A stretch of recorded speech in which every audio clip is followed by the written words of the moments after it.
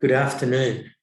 My name is Peter Buckingham, and I'd like to thank you very much for joining us for our webinar on data-driven social media strategy.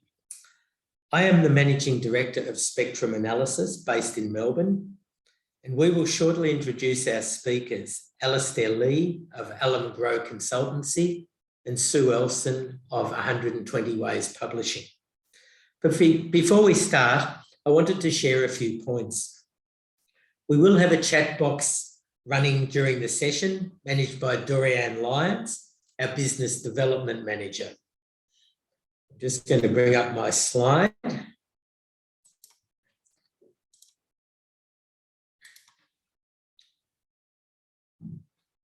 Okay. And so Dorianne is going to run our session as far as the chat box is concerned, and we will pose questions to you, or if you have any questions for us, please feel free to type them there. And we'll get to them either during or at the end of the session. Today's webinar is being recorded, and a link will be provided to each registered attendant. One of our registered and online participants today will win a one-year subscription for their school to our online mapping tool, valued at $800.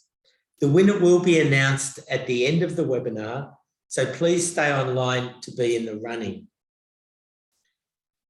At the conclusion of the webinar, there'll be a contact slide shared showing the contact details of all our speakers for your reference.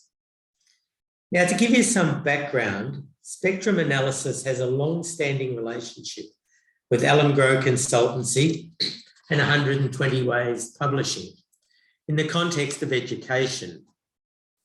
At Spectrum Analysis, we do analysis of quantitative data.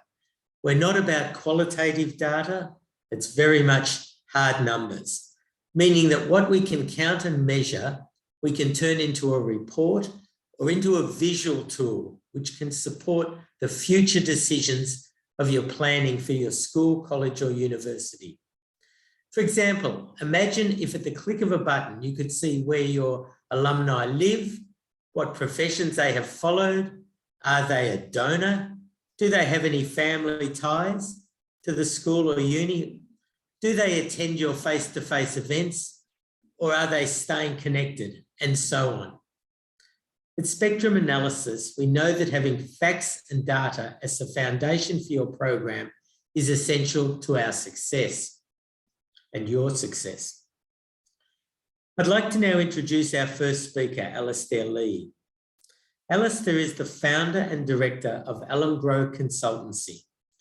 He is a senior leader and practitioner in the education, advancement and marketing industries, with a global profile and sustained track record of multi-award-winning work that has set industry standard. Alastair specialises in integrated stakeholder engagement, donor and alumni relations, marketing, brand positioning, communications, PR and events management. He has a Bachelor of Commerce and Law, is a barrister and solicitor, and is completing a diploma of viticulture. It combines well alcohol with the law. He is a founding member of the Australian University's Alumni Professionals Group and a member of the Council for the Advancement and Support of Education, Golden Key International Honour Society, and Educate Plus.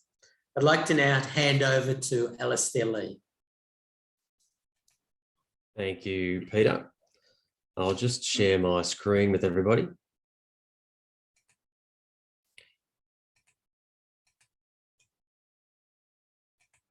Hopefully that's coming through loud and clear.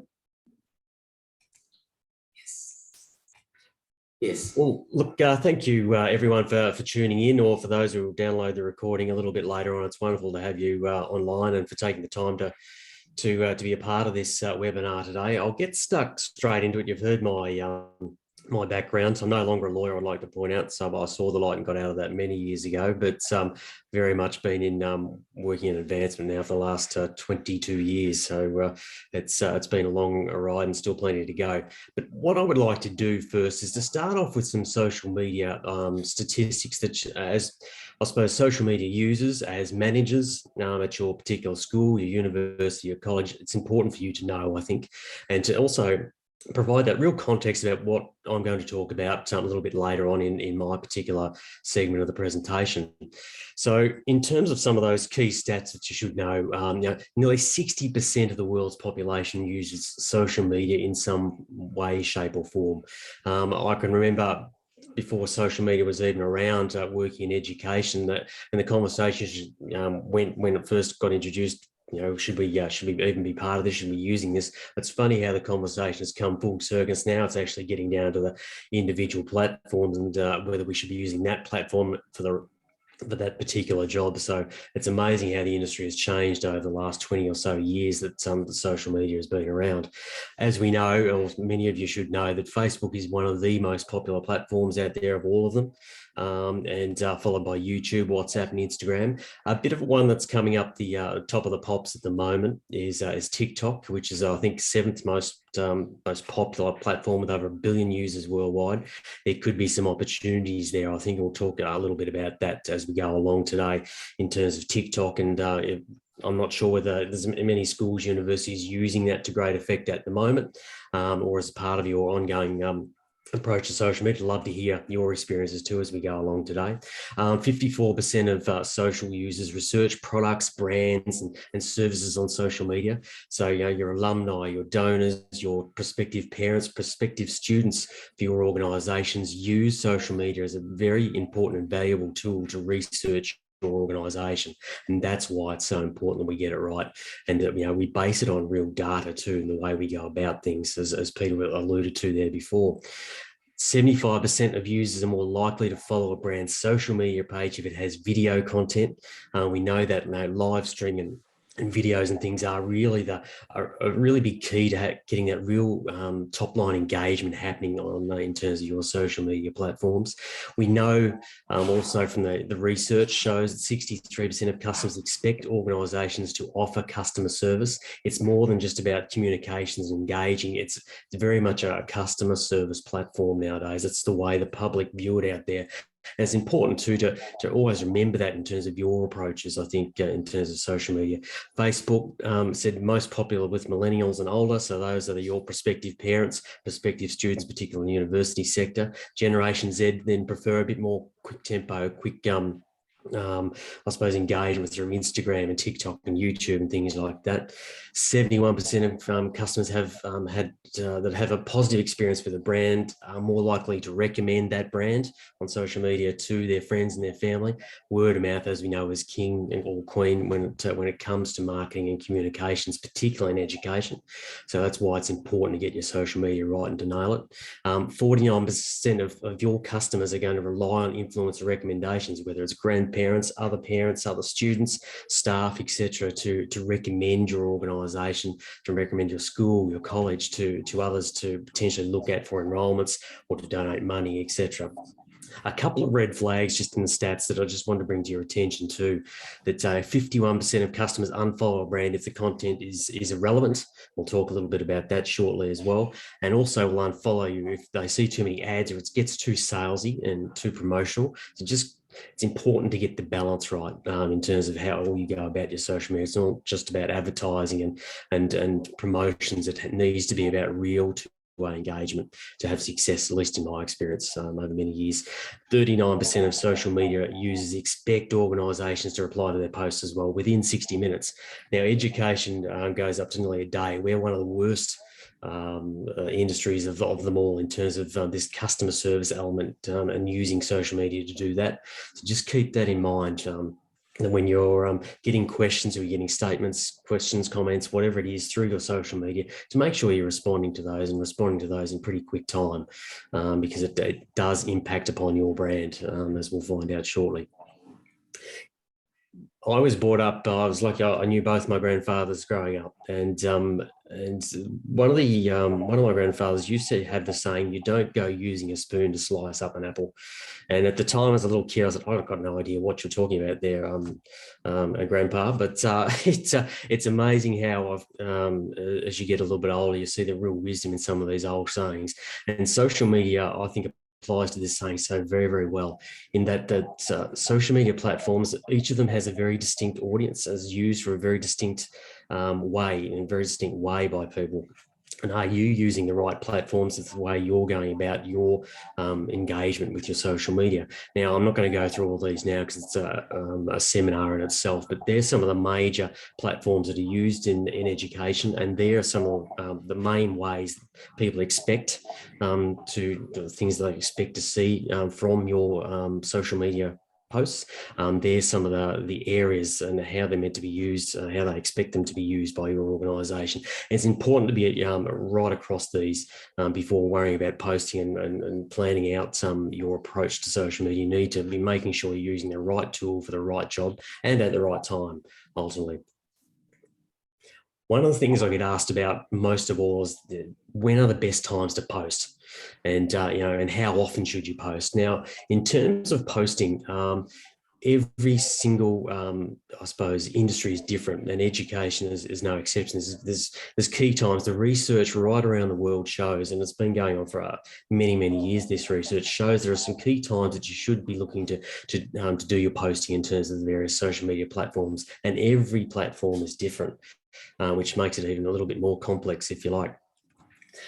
These are some of the major platforms that these times are care of Sprout Social, social media management platform.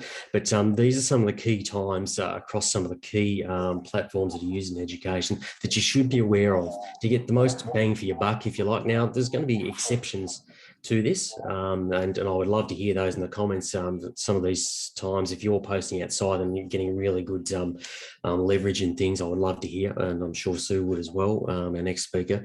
But just to be aware of these best times, and it's usually during the week in education. You'll see there's not too much in terms of weekends here.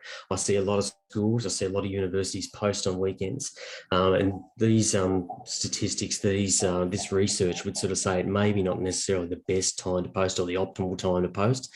It's usually during the week, Monday, Tuesday, Wednesday, Thursday, around that 10 to 11 a.m. is usually prime time for most of these platforms. And I said each is just a bit slightly different in education, and things like I suppose Twitter is the only outlier when I say posting on weekends to be aware of. There, that Saturday is a very popular time. So if you go running a Twitter account at your school or your uni, Saturday might be a good time to be looking at your posting, as well as obviously Wednesday and Friday. TikTok, there's set times every day that you should be looking at potentially. And I said there's always exceptions to the rule, and I get that, but just to get most bang for buck and most engagement, this is where the research shows that you should be looking to post. Now, in terms of how often you should post, this is a question I get asked time and time again by clients and by schools and universities that I deal with. And there's some great research that was brought out by Hootsuite, another social media management platform, getting towards the end of last year. So it's pretty current. And this is what the research found in terms of getting the best cut through, the best engagement with your platforms. I've just picked out a handful there. Instagram, 3 to 7 times per week. Facebook's 1 to 2 times a day. Twitter, up to 5 tweets a day. LinkedIn, between 1 and 5 times a day, and on TikTok, a minimum of at least once a day. So it's just to be aware of that. It's important that you look to repost content, and there's 5 or 6 key things or reasons why you should actually look to be doing that, and why the multiple posts. And all the research over many years, and every seminar I've ever seen, every social media guru that I've ever spoken to, there's 5 key reasons why you should be looking to do the multiple tweets and multiple posts and things like that. People ultimately have short attention spans at a very time point in this day and age. You've got a lot of things taking up our time and our efforts during the course of a day and during the course of a week. So if they miss the first post, so hopefully then get your second post, etc. Consistency, as we know in marketing and communications or across alumni, fundraising, all that sort of stuff in education, consistency helps build that greater brand trust. We all know, we've all been on the other end of it with any organisations you care to name that are strong in their marketing. They are consistently out there on the hustings, and social media is no different in education. It really does help also position your school, your uni as an expert in what it does, or a bit of a mover and a shaker, which is important to sort of stand out from the crowd. As we know, highly competitive marketplace in the education field, and it's a great way of using social media to sort of stand out a little bit more from the crowd. Your organic reach also goes up, or it should go up if you're doing your job well in terms of your postings and your planning around that. So get your message in front of more people more often. And that's ultimately one of the major goals of all social media. Doesn't matter what the platform is, we want to be seen by more people more often to help, I suppose, grow our brand and to get our messages across that we want to get across. And ultimately, hopefully, it makes your brand worth more, which leads to increased revenue in all its various guises in education, whether it is fundraising, whether it's alumni volunteerism, whether it's enrolments coming back through the door.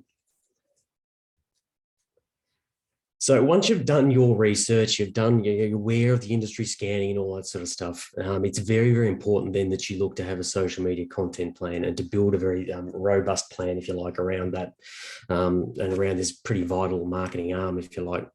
It's probably one of the more poorly done things I can say. I'm working in the industry for so long now that so many schools and unis don't have a social media plan, or at least a good social media plan based on any sort of great facts and data and things like that. So I'm going to take you through, and this is how we would go through. If you're working with me as a consultant, this is how we would go through and formulate your social media content plan. And there's 9 easy steps. Anybody can do this once they're shown how, ultimately. And I just wonder if how many of our audience today actually do have a social media content plan there, and how often does it get looked at and referred back to and updated as you go along as well. It'd be interesting to know. But ultimately, the first step in any sort of marketing plan really is to write that exec summary. As always, the first step I like. High-level synopsis, usually pointed at senior leadership. People don't necessarily understand the intricacies of social media. You really got to identify the challenges and what the social media plan is about in there, your expected result and the ROI you wish to achieve. And ultimately, with all your social media, you need to be looking to achieve ROI in some way, shape or form back. Otherwise, I'd question why you're actually even bothering to do it, if that's the case. You need to set out basic things like budget and time, resources, that sort of stuff, potential future needs. If this social media platforms, if the marketing plan really comes off well, we might need extra staff or extra money to be able to manage it, that sort of thing. And then also any other relevant additional information, industry scanning, market trends, things that we've just gone through should form part of the exec summary. Step 2 then is making sure you devise a set of realistic goals, I suppose, that speak very much to your broader marketing plan, because a social media plan is just one arm of a marketing plan, ultimately, as we all know, or should know. And then also to the broader strategic plan of your school, your university, or college. Now, by SMART goals, just to make sure everyone's aware of what they are. So a goal is very much specific, measurable, attainable, relevant, and timely. Now, I've put an example down there, just a very a quick one there. By 31st of December this year, our school will grow its Facebook followership by a minimum of 15%. As we see, it's very specific. It's very measurable. We see the 15%. We know what our followers are now. We know it's that sort of goal is very attainable, I think, to grow your followership by that in the space of 12 months. It's highly, obviously, relevant. One of the things we're always looking to do with our platforms is grow our followership, ultimately. And it's very timely. By 31st of December, we will achieve X, Y, Z. So just a bit of an example there. Step 3 then is, I talked about alignment before, and here's an example we worked on with a client just recently, actually, about helping you to align your social goals to your overall business objectives of your school or your university, and then your KPIs. And I recommend using a matrix here to help you do this. So in terms of a business objective here, we identified with this particular school based here in Victoria, in Australia. They want to grow their brand using social media. They want to turn customers into brand advocates, drive leads, enrolments, donations, all that sort of thing. And also about customer retention, keeping their current customers happy, if you want to call them customers, if you like. The social media goal, then we then sort of sat down and said, okay, what are we trying to do with our social media? How is it going to answer those business objectives? And we come up with these pretty four clear sort of areas. And we want to use social media with this particular school to build its awareness, build its engagement, obviously, build conversions, and also customer loyalty and advocacy, testimonials, all that sort of thing. And the KPI metrics, they're the KPI metrics this particular school hit upon in terms of seeing whether their social media is a success or not. Now, I said this is just one example. You might be slightly different at your institution. You might be looking to use socials for slightly different things. That's fine. But this is a fairly atypical sort of matrix that you see in the industry. Step 4, then, it's more an ongoing one, is you should always be looking to audit your social media, your current platforms using, I always advocate using a SWOT analysis, one of the easiest methods to use: strengths, weaknesses, opportunities, and threats, and asking yourself, 7 or 8 key things around your social media. What's working, what's not, who's engaging with you, and why are they engaging? You're meeting your current KPIs. Have you met past KPIs in terms of your social media? What platforms are your target audiences mainly active on? Does your current approach, how does it compare against other like organisations? What's the other, say, all-girls school doing down the road from your all-girls school? That sort of thing. Is your approach consistent across the entire organisation, or is it very spasmodic?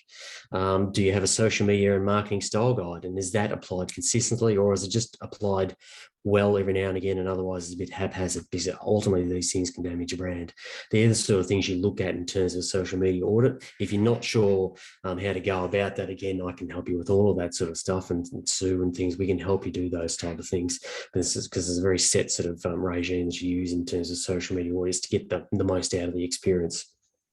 Step 5 then is a semi-regular sort of step, if you like. It's really about defining your target audiences. You should look at this every couple of years. This is where, like what Peter and Dor, what they do with their demographic analysis can be invaluable in helping you actually do this. It's not just about social media per se. It's going a little bit wider in terms of your customer persona.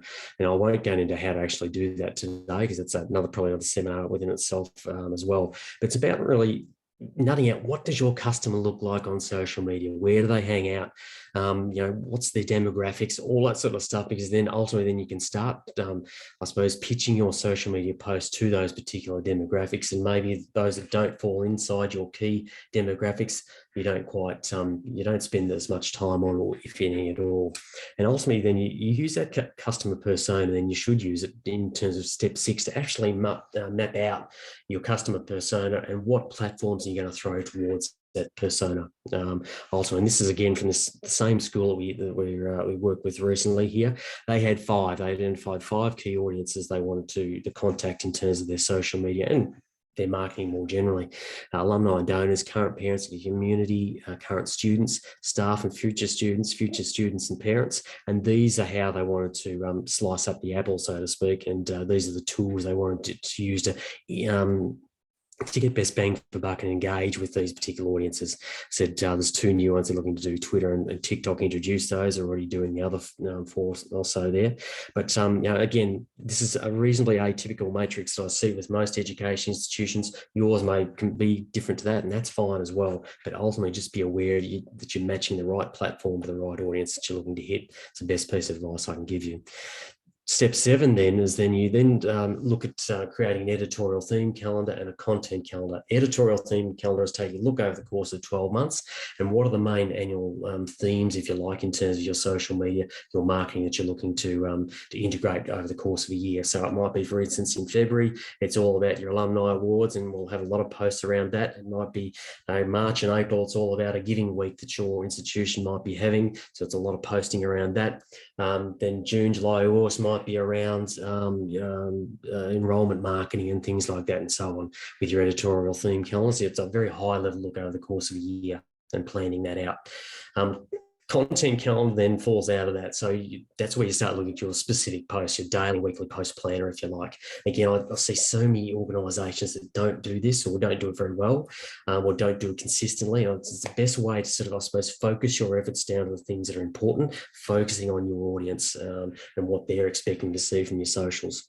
And I always recommend only going about 4 to 6 weeks in advance. I used to go a bit further than that. It becomes a very big mess and trying to keep on top of everything. But also, I sort of learnt very quickly with social media that it sometimes can put the blinkers on in terms of you can miss opportunities if you're just that highly focused on delivering that content for that 4 to 6 week period. You can sometimes neglect to see other opportunities in the peripheral, and so just sort of I don't recommend going any more in a rolling aspect any more than 4 to 6 weeks, just to avoid those couple of things. Again, I'm living proof of I've made those mistakes in the past. And also a guru from the United States a few years ago now shared with me a great rule of thumb when you're looking to do your content calendars and your specific posts and things. And she introduced me to the 1/3 rule. She said 1/3 of your content promotes your organization, converts audience. 1/3 of content shares ideas and stories from senior leadership, from students, from alumni, staff, parents, etc. And 1/3 then should be devoted towards original brand content. So things like special event posts and all that sort of thing. I've found that has worked very well for me over the course of the year of my social media usage for many years now, and for my staff and things like that. And it's a great way of sort of, I suppose, organising your content calendar so it doesn't get too unwieldy and you're not missing opportunities, if you like. Step 8 then is another ongoing one. So monitor and assess like competitors. By all means, have a look at what other industries do too. Can provide some great food for thought and some great inspiration. But just beware the fixation trap, what I call a fixation trap, and fixating too much on your competitors. So just because a social media strategy works well for a school down the road or a university over the street, doesn't mean to say it's going to work well for your organisation. You need to be true to your brand and for your values and your marketing plan overall. And just because it works well for one doesn't mean to say it's going to work well for you. So just sort of keep that in mind. It's a very healthy thing to be looking at what your competitors are doing, but just keep your mind on the job, so to speak. And step 9, that is another ongoing step that should be looking to do. And that's obviously monitoring your performance, monitoring against KPIs. So if you're not measuring it, I'm not sure how you're managing it or how you're assessing whether you're being successful or not. And I see so many schools and unis do all the hard yards, they do all the research, they have a great plan, and then the monitoring falls away or falls off, or just, we're too busy to do that. You need to have that building the discipline into your everyday working existence, if you like, so you're monitoring those KPIs. So there's 9, anybody can do these 9 steps in terms of the social media content plan. So we can help you do this sort of stuff too if you feel that you need assistance at Alumni. I just want to share with you now a couple of simple social media tactics that might provide some food for thought for you, might provide some inspiration that you might want to try. Some of you might already be doing these things. I'd love to hear your experiences in the comments and maybe offline even later on. There's a great comment there by Joe Martin, who's one of the world's top social media experts, if you like, based over in America, and CEO of Renegade Global, who you may have heard of. But ultimately, there's a few things I want to share here. Social media ambassador program. These are starting to really take off in America, in the USA, in the education sector at the moment. They've been a staple for not-for-profits for many years now. We're all over the world. So it's basically using your connections, whether it's alumni, whether it's staff, etc., to share your content through their own personal networks. It's having a formal program, if you like, to so anytime you put up a post that you want to get out to a wider audience, and it's shared through their particular social media platforms, etc.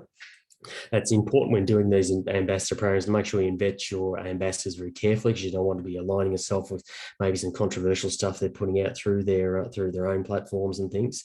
Obviously damage your brand that way. It's a great way, though, I've sort of seen over the years of growing your organic reach and engaging your community much more widely, much more quickly, and growing your social media presence. But have a bit of a think about maybe that. A second idea is, and most platforms allow you to do this, is conducting regular polls and surveys and competitions. Most of the platforms allow you to do this. Most of the main ones, at least in the used in education, they really help promote direct engagement. I love them because, particularly from an alumni and a fundraising viewpoint, they can actually help you alumni self-identify when they make responses to these that you can then follow up and add your database and things like that, and self-identify people that may be interested in your organisation, sending their kids there or going there themselves. It's a great way of getting some free marketing intel as well. And so an example that I used a few years ago, one of my last roles, was to actually put out on social media. We conducted a poll. We were wanting to know about education prospectuses, and we said, what are the things that you most want to see in an education prospectus? And we gave 3 or 4 examples. It was a great way of actually getting intel from people, sort of saying, well, you know, we want to see X, Y, Z. We're not interested in this. It was it's an easy way of getting some marketing intel, as well as, that two-way direct engagement. It's a wonderful way of doing that. And if you're going to conduct competitions and things like that, really think about using branded giveaways and prizes more so than giving a voucher to a particular organisation, etc. It's all about promoting a brand ultimately on social media. Thirdly, invest in a social media content management system. One of the things I sort of see, and I hear a lot from clients and from people I speak to in the industry, is that they really do struggle with the time factor in terms of management and posting and all that sort of stuff. This is a great way of actually helping you introduce that management factor, help streamline and automate your social media. So it's less labor intensive, which is great for a small shop. You've only got a half-time staff member devoted to social media. It can help you actually organize your social media and do it almost automatically for you. You don't have to worry about constantly working on every day, so to speak. It's highly cost effective, offer great reporting dashboards and metrics. Most of these systems enables you to capitalize on that evergreen, that reusable and repostable content. So they'll do it for you if you set it that way up in your platform. Some good examples here. I'm not affiliated with any of these organizations, but 4 of the more popular ones out there that you might want to have a look at: Me Edgar, Hootsuite, Sprout Social, Buff, you may have heard of, you may be using now, but they're a great way of being able to streamline and help give you, I suppose, an extra staff member, if you like, quasi staff member in the background. Throwbacks and fun fact posts are great. Love them. They always work very well. If you don't do a lot of this, I'd strongly recommend that you implement some of this sort of stuff in your social posts as well. It's a great way to involve your archives, historical records units. Provides a less salesy marketing communication approach, if you like. So you might say, did you know our school turned 100 just recently? We were founded by, say, the Brigidine sisters, and did you know that we still operate on the Brigidine way and principles and things today? So as you're sort of saying, you're giving them a fun fact, but you're also marketing yourself at the same time without being seen to marketing. And so it's they're just a great way of getting people back involved based on nostalgia as well. Just make sure if you're putting old photos up there of people and things like that, just cover off any legals in your jurisdiction. You don't want to be breaching privacy or anything like that. And if you're not sure, get specialist legal advice. I'm putting my old lawyer hat on here for a minute, but get that special advice before you make any posts and things. You'll have a lot of fun with that, and you get a lot of engagement in my experience with it, with staff, alumni, donors, current students, etc. Use hashtags. One of my greatest, number 5, one of my greatest, I suppose, frustrations, if you like, with the industry, the education industry, is we don't use hashtags enough on our social media platforms. In the very least, they give you a way of grouping your content. It becomes a searchable term for your school, your uni. So people can put in, might be Prince Alfred College, for instance, hashtag, and you'll see all the posts that have come down from Prince Alfred, for instance, over in South Australia. So have a bit of a careful thinking about how you can use hashtags. And at the very least, you should always put in hashtag in your school name after every post that you make on every platform, because it's important to be found and to engage people and to get a bigger audience. As a rule of thumb, don't use any more than 5 to 6 hashtags either, because the algorithms that sort of run behind a lot of these platforms may freeze your post out, and you don't want that happening. And soon we'll talk a little bit more about that shortly. And also go live with your content as much as possible. Give your audience a chance to interact in real time, if you like. Things you might want to think about as monthly Q&As with the principal or vice chancellor. your senior leadership, admissions and marketing staff, ask a question of them in real time. Current students or alumni, it's a great way of really devoting yourself to customer service and being seen as being cutting edge in this particular space. Some great marketing opportunities, obviously. And as we all sort of said, it's a great way to get the personal touch happening in terms of your marketing. Said it's not all about live events. You can do the personal touch, as we've seen over the last couple of years with COVID and things like that. We can do this sort of stuff online now. It's an easy thing to do. So let's finish off by bringing all this together as my 12-rule playbook for success with your social media. So in terms of summarising all those things I've covered just there, have a social media plan. It's an absolute must if you want to be successful with social media and help focus your efforts. Smart goals tied directly to your marketing plan. Keep it simply sustainable. One of the best pieces of advice I ever got given when I was starting out in the social media game, when social media was becoming big in education, is don't overcapitalise on platforms. If you're lacking in resources, all that sort of stuff, concentrate maybe doing 2 or 3 platforms really, really well, rather than trying to do 6 or 7, not doing any of them very well. So don't overcapitalise and have regard to the resources you have available to throw at this. Research your key target audiences. Customer personas really are a must to do that work. That can be a little bit involved, but it's well worth doing. From an overall marketing perspective, let alone social media, and services like the spectrum analysis guys can help you do that, as well as myself and Sue and working together and doing that. Use data to drive your social media approach. Today is all about using data and using the research and things like that to drive your approaches. Choose the right content, the right platform, and use it at the right time to maximize audience engagements and cut through. Remember our apple, we don't cut it with a spoon. Thank you, Grandpa. And use more video clips, live streaming to increase your engagement. Research shows about 6 times more engagement happens when you use live streaming and video clips. Incorporate social media editorial theme calendars and content planner in your planning regime. It's vitally important to focus your efforts. Otherwise, you can find yourself going down a lot of rabbit holes, not really getting anywhere with this social media, having any great ROI coming back. Respond to all questions and comments from your audience, even the not so nice ones. If you get some criticism, respond to it. It shows one, customer service, but also that you're prepared to stand on your laurels as a brand and to take on all comers, if you like, but and engage them in a conversation, even if you're getting negative feedback. And it happens. It's happened to us all. I've got no doubt online today at some particular stage through our social media, we've got something that we didn't really want to hear, but it's important to respond to it unless it's totally and utterly offensive. Remember the customer service stats at the start too in regard to that I showed you. Keep your content authentic and on brand, and that goes for all your marketing, not just social media. Do repost content regularly, as content loses that visibility, as we said, very quickly in today's world. Track, measure, review your results against KPIs regularly as well. So vitally important to see whether you're being successful or not, and whether you need to make some tweaks, etc., or in areas that you need to grow in terms of your social media. And if you're looking to really I suppose to really hit the alumni and donor engagement space, LinkedIn is very, very important to use, and you should have a good presence on LinkedIn in terms of your senior leadership should have LinkedIn profiles, your staff, students, and also your organisation should have one that's posted to regularly, because that's where alumni and donors, the research shows over many years, that's where they hang out. It's a great research tool to on that front as well. And the +1 rule too is again one that I've heard many times from many gurus, if you want to call that, over the years. Have fun with your social media. It's called social for a reason. It's about engagement. It's not all about just one way posting from you. Have some engagement, have some fun stuff, lift the lid on your institution, take people behind the veil and have some fun with it as well.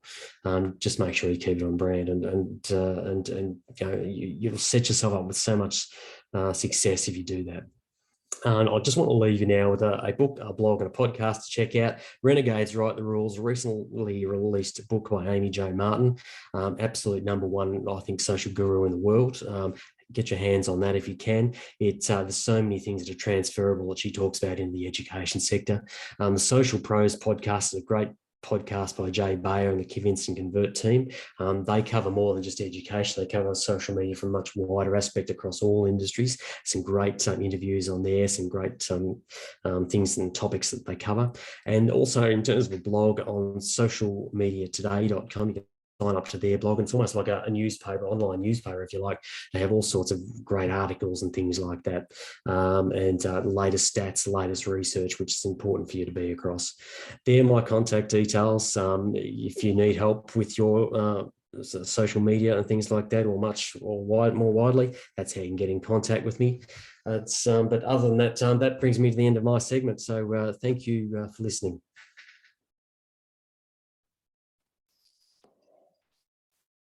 Thanks, Alastair. I think I'll jump in and start off my presentation. Absolutely agree on the hashtags, really important tip there. And there was a few that I didn't agree with. So maybe if we have some time at the end, we can debate those, but also great to see some questions coming through on the chat. So hopefully some of those we will be able to answer as well. Now, my slides are similar but different. So what I'd like to suggest is that I'll let you read a lot of the content. I won't say it out loud because there's not a lot of point in saying what's on the screen. And you're going to be getting the PDF of all the slides in one so that you can go through these yourself at your school, college or university later. And both Alastair and I are happy to be contacted directly. I would also like to thank Peter from Spectrum Analysis for providing us this opportunity to speak to you all. And please hang around because you could win a prize. So that's important as well. So the components that I'd like to discuss are how to decide which social media platforms are most suitable for your school, college or university, the top 3 features that I believe several platforms have, and the top 5 issues that I found on social media audits. It is designed to be a little bit of a roadmap. It's taken me 6 hours to prepare this presentation, so we're going to condense all that research knowledge into 20 minutes. And it's really helping you make the decisions on your strategy. So I'm not going to go into the analytics you can find on each platform, because depending on how you use the platform depends on what statistics you're actually going to see. So for example, if you don't have 300 followers, you won't get a lot of company data on a LinkedIn page. And so, there's just little glitches there. So rather than focus on the analytics that you get at the end of the process, I'm going to talk about the strategy you would use before you decide to even venture into these platforms. Special gift from me, you are welcome to download my first 4 books, as well as a LinkedIn statistics and backup spreadsheet, usernames and passwords spreadsheet that you would password protect if you're going to have a social media team just doing social. And you can check that out at my website, so feel free to click through to that. I also, on every presentation, include this slide, which invites people to follow me on the various platforms. So everything I put on social media is designed to provide useful information and education, and I have a friendly and professional style guide. So you don't normally hear about, cats and what I did on the weekend on my social media. I'm definitely more sort of information sharing. For those of you who don't know, I'm a member of several organisations, and I founded several websites. My first one in 2001, Newcomers Network. I joined LinkedIn in 2003, and there's loads more information on my Sue Ellson website. So I'd love you to put in the chat whether you are from a school, college, university, or somewhere else. So if you can put an S, a C, a U or an E in the chat. I'm a pedantic educator, and I love to tailor any of my suggestions and content for the relevant audience. So please consider putting that in. So we've got mostly schools, a few others. Doesn't look, mostly schools and others. So I presume the others are U's for university. Yes, sorry. Yes, so we've got a number of universities. Fantastic. And others. Great. Well done. So being in Australia, I'd like to acknowledge the traditional owners of the land on where we are all based. This presentation is suitable for everyone. And if you leave your camera off, it hopefully it stays stable. And I will be asking you at the end what has been most helpful from this webinar. This helps us make sure that any future presentations we make are relevant to the audience. And I'll also be recommending that you find a way to say thank you. I'll also be showing you how to connect with other people on LinkedIn using your phone. So if you want to make sure you've got the LinkedIn app on your phone right now and signed into your LinkedIn account, I will show you a neat little trick.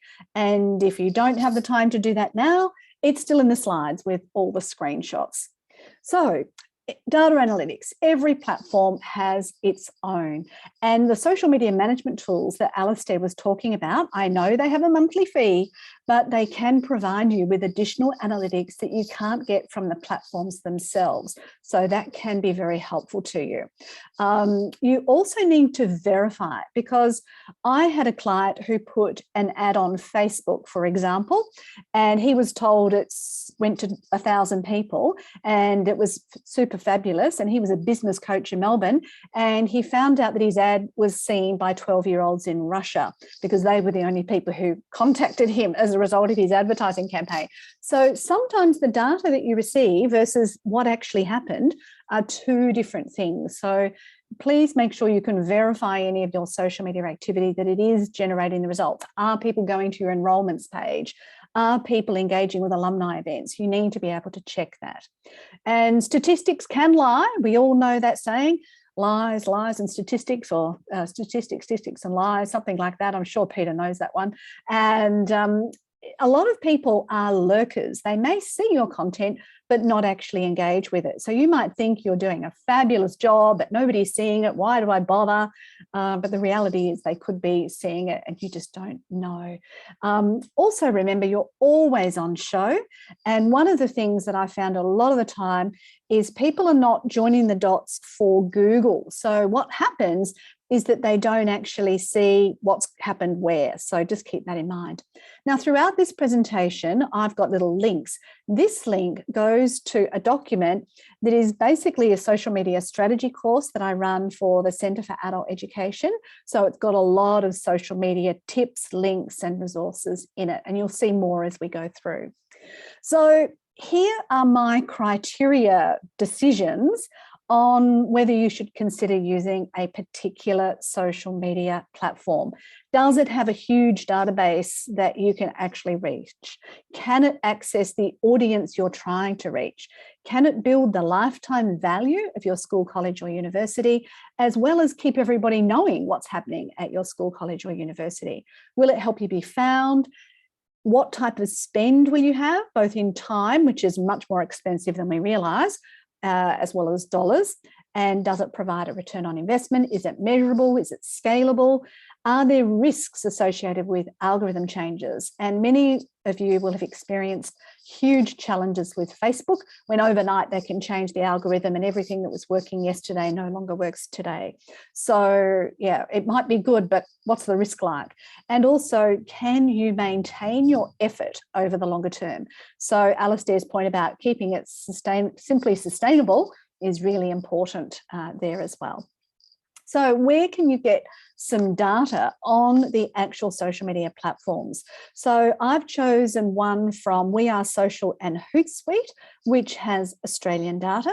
The social media report produced by Yellow Pages, that has both a consumer and business report that you can download.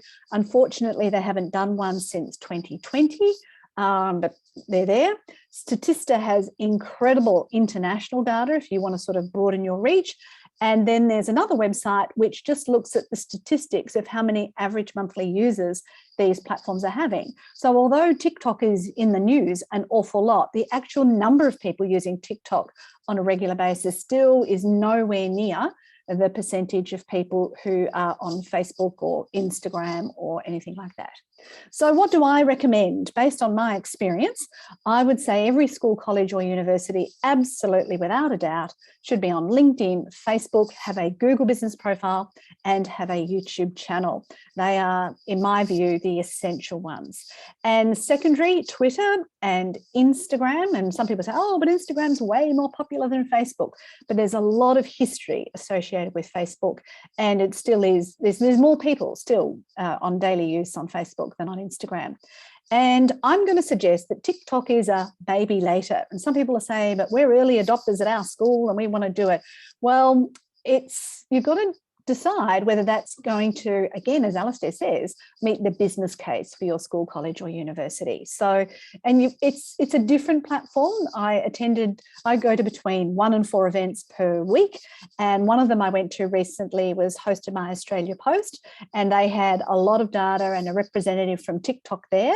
And what they found on TikTok is the influencers are not the place to focus your effort.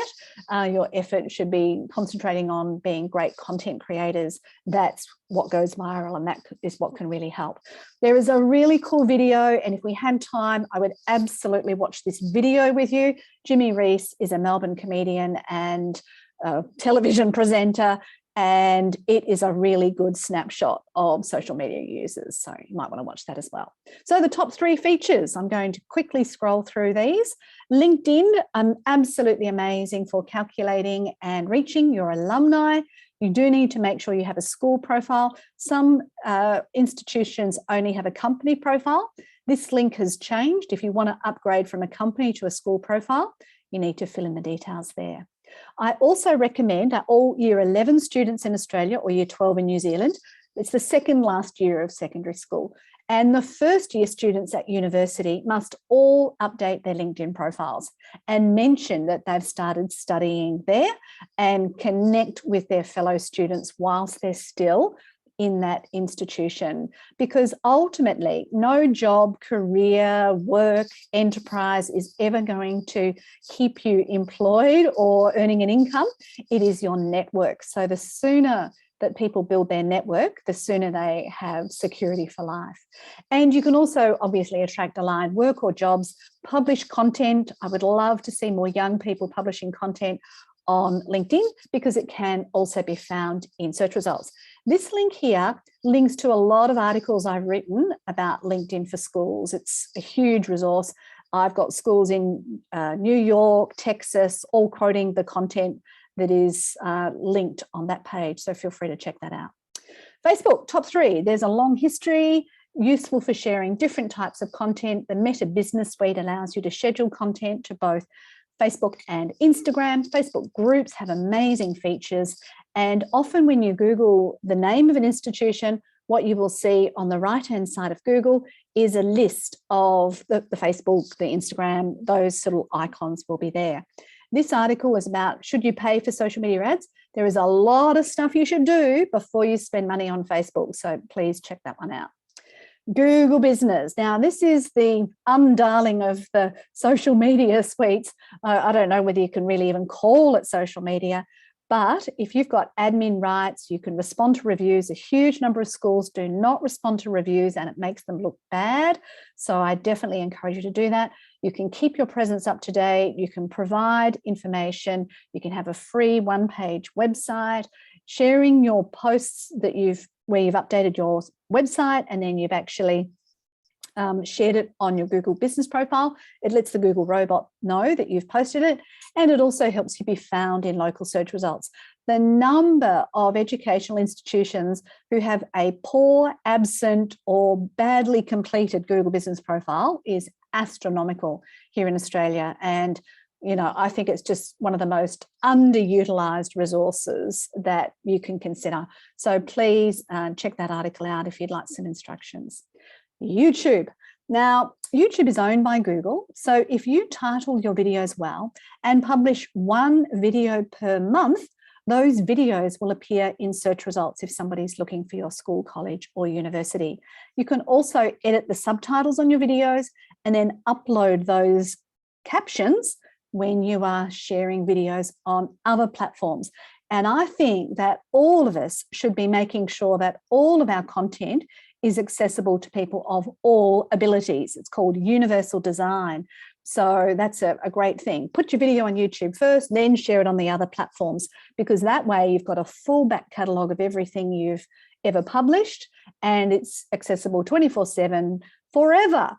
and it doesn't, just go in the newsfeed and then disappear. So I think it's incredibly valuable. You can also create playlists. So if you've got sort of the sports group or the arts group, you can have little playlists for those. And then there's another article there on how to be found in search results. Twitter, highly prized by academics, media, celebrities, politicians, and considered better than some other social media. So some people refuse to be on, say, LinkedIn, but they will be on Twitter. I find Twitter a little bit negative. It's not my favorite platform, but thanks to Donald Trump, Google indexes every tweet immediately in Google search results, which means that if you tweet 3 times a week from your account, you will get 3 huge tiles on search results showing your 3 latest tweets. So that's a huge amount of screen real estate. It's a really handy tip. And it can also be a really great curation tool for you to curate content from other organizations that you would then share on your social media. And there's a little video that I did for the Catholic schools on secrets to maximizing your social media that you might like to watch as well. Instagram. Well, a lot of schools, colleges and universities are now using it. There's a lot of new features that have been added, some that have been taken away. It is also a platform that a lot of people use to log into another website. So from a personal perspective, it can be a very helpful one. I use it to publish my poems only, not my other services. And I quite enjoy doing that. But the amount of time per day that people spend on Instagram is interesting. And also it's very mobile friendly. And this article is, really making you ask those tough questions about whether you should even be on social media. Now, TikTok, 33 to 89, like statistics. When I did the research, some websites will say they spend 33 minutes. Some websites say they spend 89 minutes. Some say it was higher last year and it's lower this year. So they're all variable, but, there was a range of stats I found, and it is considered more friendly. And there's a company that has recently declared that they're leaving social media because of bullying and, bad behavior on some of the platforms. And so they're not going to be on social media at all. So, a lot of people like TikTok because it is that friendlier place. Lots of extra things that you can do on the mobile phone version versus the desktop version. And this other Australia Post webinar that I went to, they said that if you have a video that is between 15 and 45 seconds long and people watch, at least that first 30 seconds, the algorithm will detect that as good quality content and it's more likely to go viral. This is an article on how to add those closed captions to your TikTok videos. The other thing you can do is you can film it on TikTok and then you can share it to Instagram, which is a really interesting thing because a lot of social media doesn't have integrations with other. But the interesting component is that you'll still have that TikTok watermark on your Instagram videos. So yeah, it's sneaky how they've done that. So what do I find on social media audits? Here are the big ones. Inconsistent social media profiles, different logos, descriptions, items filled in. Some renegade parent has decided to create a special club from 3 years ago that nobody looks at anymore. There's a lot of that going on. So it's probably a good time to do a cleanup. There's also an inconsistent use on each platform. So one school I was working with said, Twitter's no good for us. I looked up their Twitter profile and they hadn't posted on it for 3 months. So obviously it's not going to be helpful to them. The logos and the links are not on the website. So the number of times YouTube is not listed or Twitter is not listed, what a waste. Though all of the social media should be on there. I've even suggested to some schools that they develop a QR code so that when you have your big billboards outside the front of your schools, people can scan that QR code and it shows links to all your social media and they can then follow or subscribe to you on all of your channels. They're also not using some of the fabulous settings on each of the platforms. So for instance, on YouTube, if you say, this is made for kids, that means that the video cannot be shared. So it's not a good thing. But at the same time, if you turn on the captions or if you have a really good title or you put links and little hashtags, the first 3 hashtags will appear in the search queries, lots of extra little bells and whistles that you can use if you understand the platforms a little bit better. And there's also a lot of schools and colleges and universities do not minimize risk enough, in my view. So I'm a former banker, so not in a legal perspective, but I get very anxious about what could go wrong, which is why I always go for friendly and professional as my style on social media. So I turn off the ability for people to make a comment without it being approved. I realize that may reduce my comments, but I don't want people to say something bad, because once they do, I can't remove it. A lot of organizations, we can't turn off Google reviews, but you can turn off Facebook reviews. If people are only going to go onto Facebook to complain about fees, there's no point in having those reviews visible. So you can turn that off. And also, the other thing I believe, we're talking about sort of social media, content calendars and so on before. One of the things I recommend is that every post that you share on social media, you should have the date, the topic, and the link in a spreadsheet for it, in one worksheet for LinkedIn, one worksheet for Facebook, so on. So what you can do is you can go back and click on the link and go to any previous post you've ever had on social media. So let's say you were going to do something for Are You OK Day in September. You could go back, click on the link for what you did last Are You OK Day and have a look and say, yep, we'll reuse that, or we'll do something different this year. So it is very, very helpful. In case of one school, they were doing a reunion, and it turned out that the photo had a teacher who had since been committed of offences. And so that person who knew that contacted the school. They had to remove that post immediately. Now, if they didn't have the link to that post, it could have taken a lot of scrolling. They might not have found it. It could have been very stressful, making that happen. But if you've got a list of the date, the topic, and the link, you can just click on the link and take the necessary action. So where to from here? Well, as I said, do the downloads, follow, subscribe to me online. If you would like to contact me directly via email, I will send you my social media essential statistics spreadsheet, so that if you do no other stats on your social media, these are the ones I recommend, because I realize most places are very time poor. Now, if you would like to connect with me on LinkedIn, first of all, you open the LinkedIn app and you press in the search box. You then press the 3 dots on the right-hand side, and then you press scan.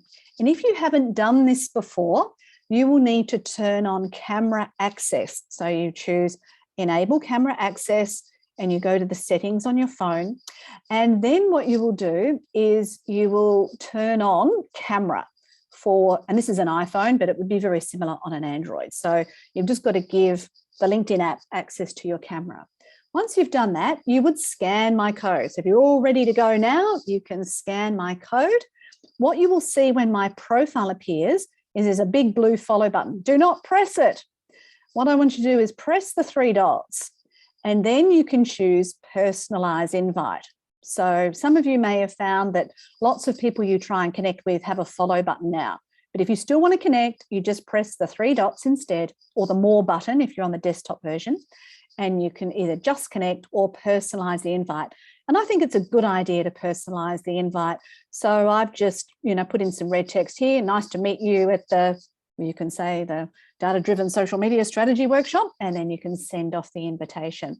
I also recommend that you do this live and in person from now on with any people that you meet, because it's a lot better than a business card. You don't have to log it in and put it in your database later. You just automatically connect with the person live online and in person.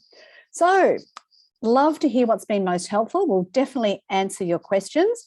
There's multiple ways you can say thank you for this presentation by providing a LinkedIn recommendation to me, to Alastair, to Peter. You can write a Google review. I've currently got 108 of them. I've asked hundreds and probably thousands of people for Google reviews. I've managed to get 108, so it's not easy to do. So you can just scan that QR code there. If any of you need to create a QR code, there's plenty of free QR code generators. So if you've got a page on your website that you want everybody to visit, you just put that link into the QR code generator and voila, you too can have a little QR code ready for people to write reviews at your events or presentations that you run. And also, if you need to ask someone for a freebie, there's a lot of people who think that consultants do things for free. And I'd like to suggest there's lots of things you can offer in exchange. We're quite amenable, but if, free coffees, pick your brains, all these sort of things, it's an interesting area to be in. So I've written that article there in case anybody, would like to ask me for something for free. I do quite a lot of stuff for free, including obviously this one here. So shall we do the questions first, or shall we announce the prize winner? We can launch straight into our prize winners today.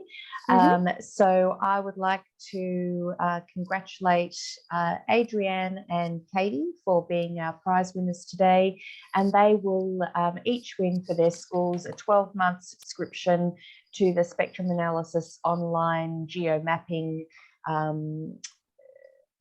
tool, valued at $800. So congratulations to you both, and we'll be in touch with both of you to set up a time to run you through that amazing prize. But one question that came up, Sue, which I'll address now with you. You mentioned a video that you wanted to play, but it was too long. Could you pop the link for the video in, please? Yeah, it's in the slides. It's Great. The Jimmy Reese video. Great. And I'll grab that now so that, you can click on the link as well. Sure. No problem.